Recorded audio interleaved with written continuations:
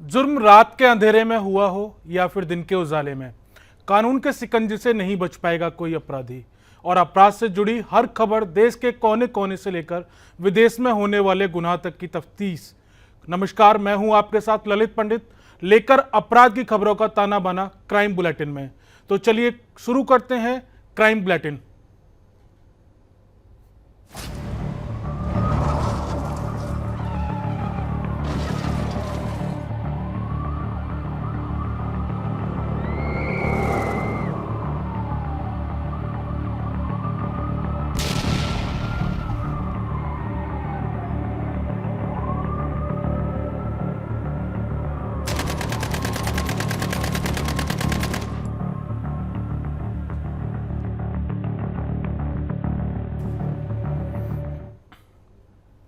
20 साल पहले 2004 में मुख्तार अंसारी का आतंक चरम पर था।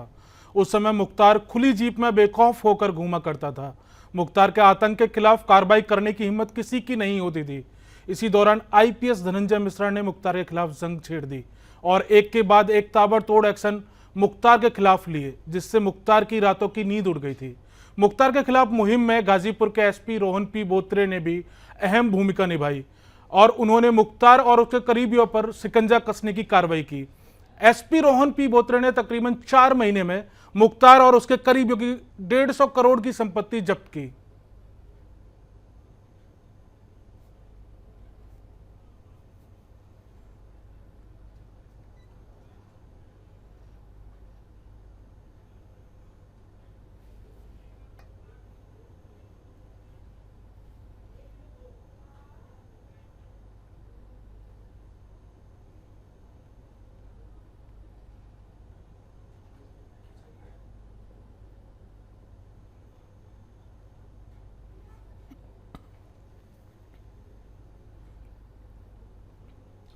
गोंडा की नगर कोतवाली पुलिस ने फराड सपा नगर पालिका अध्यक्ष को गोंडा स्थित आवास से 6 घंटे हाउस अरेस्ट के बाद गिरफ्तार कर लिया है। सपा नगर पालिका अध्यक्ष उजमा राशिद ने रमजान की आखिरी जुमे की नमाज पढ़ी। नमाज पढ़ने के बाद ही नगर कोतवाली पुलिस ने उसे गिरफ्तार कर लिया, जिसके बाद उसे नगर कोतवाली लाया गया, जहां उसे पूछताछ के बाद मेडिकल कराकर जेल भेज दिया गया है। आपको बता दें कि यह कार्रवाई पुलिस के द्वारा शत्रु संपत्ति पर अवैध कब्जा करने के चलते की गई है।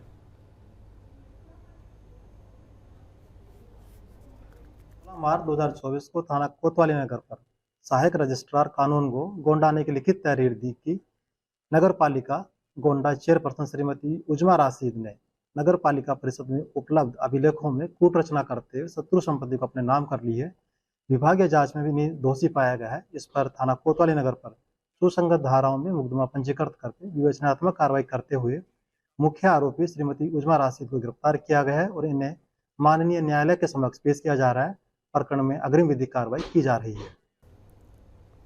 ग्रेटर नोएडा में इकोटेक 1 पुलिस और एसओजी ने चेकिंग अभियान के दौरान रणदीप भाटी गैंग का सक्रिय बदमाश गुड्डू रिठौड़ी उर्फ बनिया को गिरफ्तार किया है। बताया जा रहा है कि गुड्डू रिठौड़ी चेकिंग अभियान के दौरान भागने की कोशिश कर रहा था, जिसका पुलिस ने पीछा किया, जिसे देख गुड्डू ने पुलिस पर फायरिंग की, जिसके जवाब में पुलिस ने कार्रवाई करते हुए गुड्डू पर गोली चलाई, जिसमें वह गंभीर रूप से घायल हो गया, जिसका इलाज जारी है। आपको बता दें कि पुलिस ने गुड्डू के पास से पिस्टल समेत कई अन्य सामान बरामद किए हैं।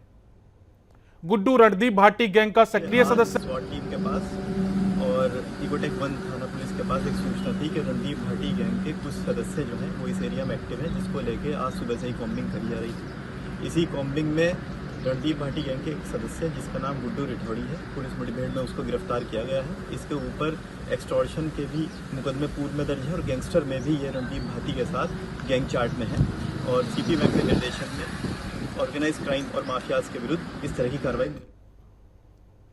खबर बुलंदशहर से है, जहां रिटायर्ड फौजी गोलीकांड मामले में पुलिस ने एक महिला समेत 3 लोगों को गिरफ्तार किया है, जिसके पास से पुलिस ने एक तमंचा और 2 जिंदा कारतूस बरामद किया है। आपको बता दें कि पुलिस ने यह कार्रवाई दिसंबर 2023 में गल्ला मंडी से सुरक्षा कर्मी की ड्यूटी कर लौट रहे चंद्रपाल फौजी की हत्या मामले पर की है, जिसकी जानकारी खुर्जा नगर पुलिस ने शेयर की है। ये थाना खुर्जा नगर की पुलिस द्वारा एक सराहनीय कार्य किया गया है। थाना खुर्जा नगर में 25 दिसंबर 2023 को एक घटना घटित हुई थी, जिसमें चंद्रपाल नाम का एक रिटायर्ड फौजी जो कि गल्ला मंडी खुर्जानगर में सिक्योरिटी गार्ड के रूप में कार्यरत था, यह अपनी ड्यूटी के उपरांत सुबह 6 बजे जब अपने घर की ओर लौट रहा था तो एक बाइक पर 2 अज्ञात व्यक्तियों द्वारा इसको गोली मारी गई थी। इसके क्रम में थाना खुर्जानगर में 307 आईपीसी का मुकदमा बनाम अज्ञात पंजीकृत हुआ था। विगत 4-5 महीने से थाना खुर्जानगर की पुलिस द्वारा इस घटना के अनावरण के लिए लगातार प्रयास किए जा रहे थे। उक्त प्रयास के क्रम में बीती रात थाना खुर्जानगर की पुलिस द्वारा मंसूरपुर गांव, जो कि थाना क्षेत्र अरनिया में पड़ता है, वहां से इस घटना में शामिल 2 अभियुक्तों की गिरफ्तारी सुनिश्चित की गई है। ग्रेटर नोएडा के दादरी से मानवता को शर्मसार करने वाली घटना सामने आई है। दरअसल यहां नई आबादी मोहल्ले में एक युवक को सड़क पर लाठी डंडों से पीटा गया। वहीं आसपास के लोग केवल तमाशा देखते नजर आए। इसके बाद स्थानीय लोगों ने घायल को इलाज के लिए नजदीकी अस्पताल में भर्ती कराया, जहां उसकी हालत गंभीर बताई गई। हालत में सुधार न होता देख उसे दिल्ली रेफर कर दिया गया है। बताया जा रहा है कि मारपीट करने वाले दोनों पक्ष रिश्तेदार हैं। सूचना के बाद पुलिस भी मौके पर पहुंची और जांच शुरू कर दी। दादरी थाना प्रभारी सुजीत उपाध्याय ने बताया कि नई आबादी निवासी वाजिद के साथ चांद मस्जिद पर उसके भाई के सालों ने गुरुवार शाम डंडों से मारपीट शुरू कर दी। घटना में वाजिद को गंभीर चोटें आई हैं। उसे पहले नजदीकी अस्पताल में भर्ती कराया गया था, लेकिन उसकी गंभीर स्थिति को देखते हुए उसे दिल्ली के सफदरजंग अस्पताल के लिए रेफर कर दिया गया है।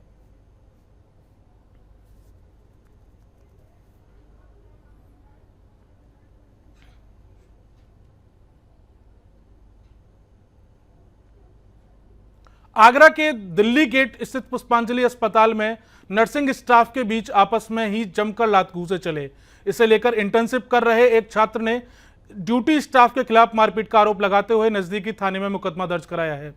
पीड़ित छात्र का नाम भास्कर मीणा है। वह बीएससी नर्सिंग का छात्र है और मारुति सिटी में रहता है। छात्र भास्कर का आरोप है कि गुरुवार दोपहर को लगभग 2 बजे से शाम 7 बजे की शिफ्ट के दौरान ड्यूटी लगाने वाले स्टाफ ने उसके साथ गाली गलौच और मारपीट शुरू कर दी। इससे उसे काफी चोट आई है। इस संबंध में भास्कर के पिता गिरिराज प्रसाद की तहरीर पर थाना हरि पर्वत में मुकदमा दर्ज किया गया है। इसे लेकर पुलिस आगे की कार्रवाई में जुटी हुई है।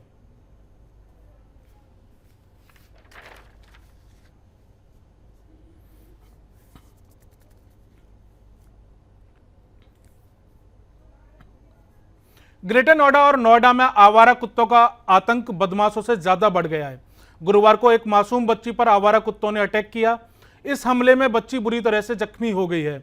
बच्ची के परिजनों ने उसकी इलाज के लिए अस्पताल में भर्ती करवाया है। इसका एक फोटो सोशल मीडिया पर काफी तेजी के साथ वायरल हो रहा है, जिस पर लोग तरह तरह की प्रतिक्रियाएं दे रहे हैं। यह काफी डरावना फोटो है, जिसमें दिख रहा है कि बच्ची को कितनी बुरी तरीके से नोचा गया है। मिली जानकारी के मुताबिक यह मामला ग्रेटर नोएडा में स्थित सेक्टर जू 3 का है, जहां यह परिवार रहता है। परिवार की एक छोटी बच्ची गुरुवार को खेलने के लिए पार्क में गई थी। वहां पर आवारा कुत्तों के झुंड ने बच्ची पर अटैक कर दिया। बच्ची को इतनी बुरी तरीके से जख्मी किया गया है जैसे कोई बड़ा जानवर हमला करता है। बच्ची पर करीब 7 बार 3 कुत्तों ने हमला किया, जिससे उसके शरीर पर काफी गंभीर चोट आई है।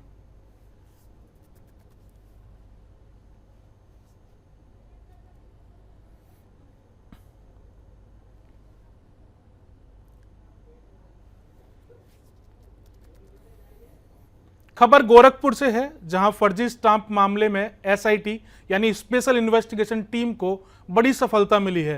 एएसपी की अगुवाई में काम कर रही टीम ने क्राइम ब्रांच की मदद से कुशीनगर और बिहार में छापेमारी कर 7 लोगों को हिरासत में लिया है।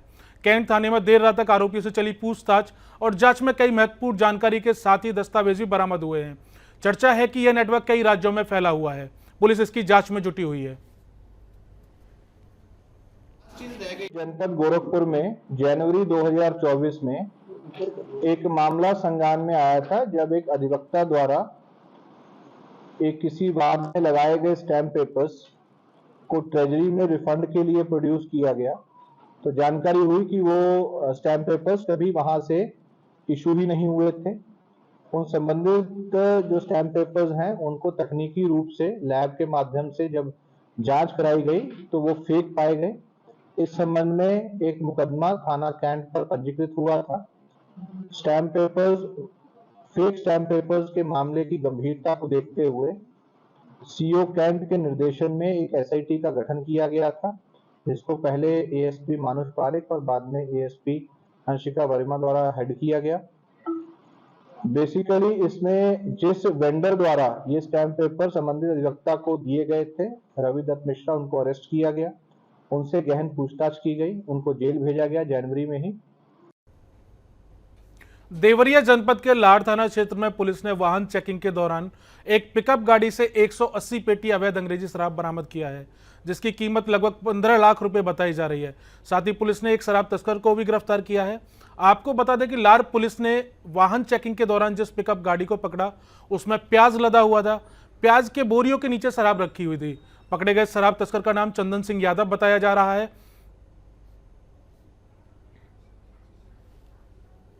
जनपद देवरिया के थाना लाड़ पुलिस द्वारा महरौना, जो कि एक अंतर्राज्य चेक पोस्ट है, पर वाहन चेकिंग के दौरान एक पिकअप वाहन पर प्याज की बोरियों के नीचे छिपाकर बिहार ले जाई जा रही कुल 180 पेटी अंग्रेजी शराब, जिसकी अनुमानित कीमत लगभग 15,50,000 रुपये है, को बरामद कर एक अभियुक्त को गिरफ्तार करते हुए नियमानुसार कार्रवाई। नेपाल भारत के सोनौली बॉर्डर पर नेपाली मुद्राओं की एक बड़ी खेप के साथ एक युवक को पुलिस ने गिरफ्तार किया है, जिसके पास से पुलिस ने लगभग 15 लाख रुपए की नेपाली मुद्रा बरामद किया है।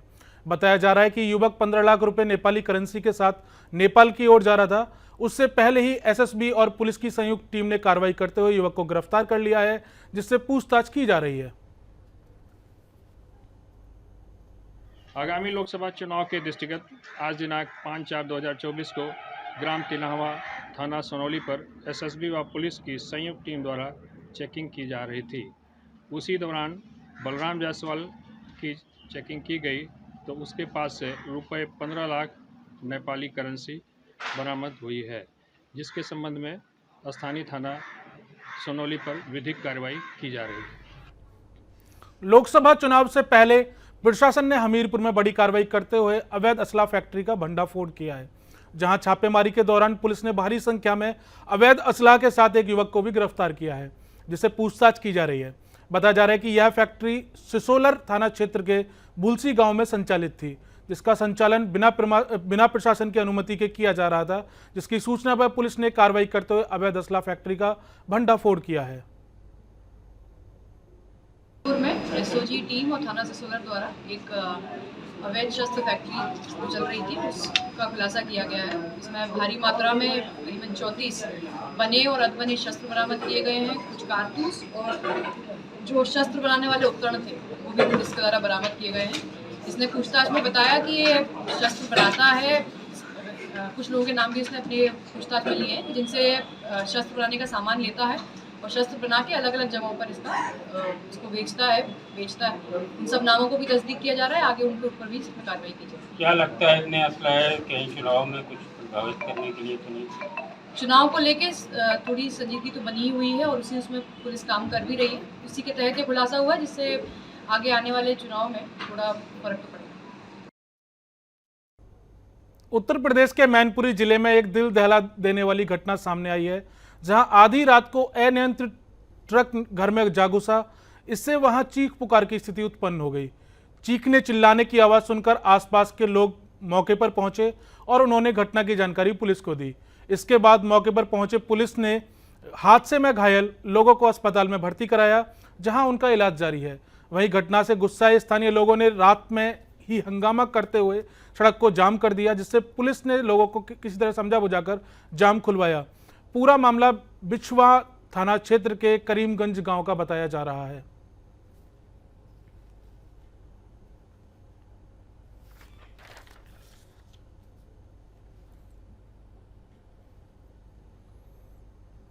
अगली खबर अलीगढ़ से है, जहां रेलवे ट्रैक पार कर रहे बाइक सवार दो युवकों की ट्रेन की चपेट में आने से दर्दनाक मौत हो गई। ट्रेन की चपेट में आने से एक युवक के शरीर के कई टुकड़े हो गए, तो वहीं दूसरे युवक का शव बाइक समेत ट्रेन के इंजन में फंस गया, जिससे ट्रेन काफी दूर तक घसीटते हुए ले गई। स्थानीय लोगों ने बाइक में फंसे हुए युवक को निकाला। वहीं घटना की सूचना पर पहुंची पुलिस टीम ने दोनों शवों को कब्जे में लेकर पोस्टमार्टम के लिए भेज दिया है और केस दर्ज कर जांच में जुट गई है।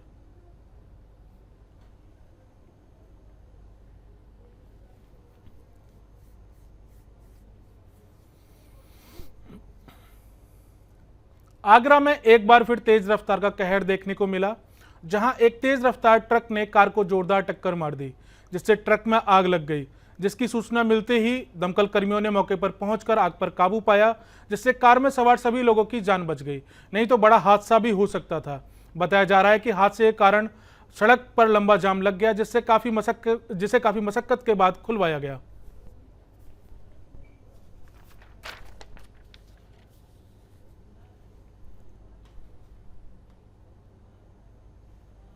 खबर लखनऊ से है, जहां कानपुर बाईपास पर खड़े एक डंपर को ट्रक ने टक्कर मार दिया, जिससे ट्रक ड्राइवर बुरी तरह घायल हो गया, जिसे गंभीर हालत में इलाज के लिए नजदीकी अस्पताल में भर्ती कराया गया है।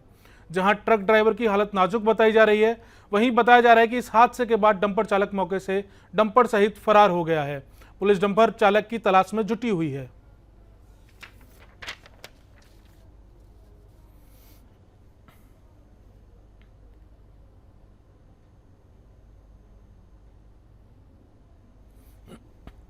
भारत सरकार ने उस रिपोर्ट का खंडन किया है जिसमें दावा किया गया है कि भारत ने एक स्ट्रेटजी के तहत साल 2020 के बाद से पाकिस्तान में कई लोगों की हत्या की।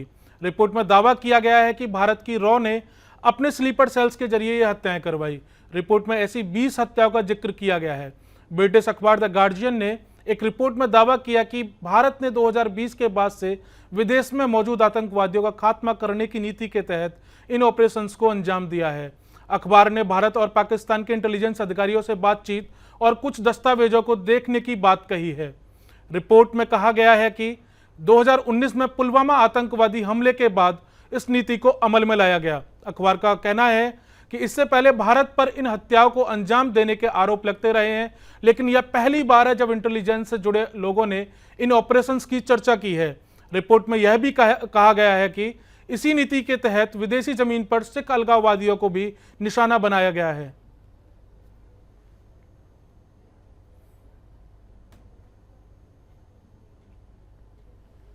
लोकसभा चुनाव को लेकर फिरोजाबाद पुलिस एक्शन में दिखी है। आईजी दीपक कुमार भी फिरोजाबाद पहुंचे।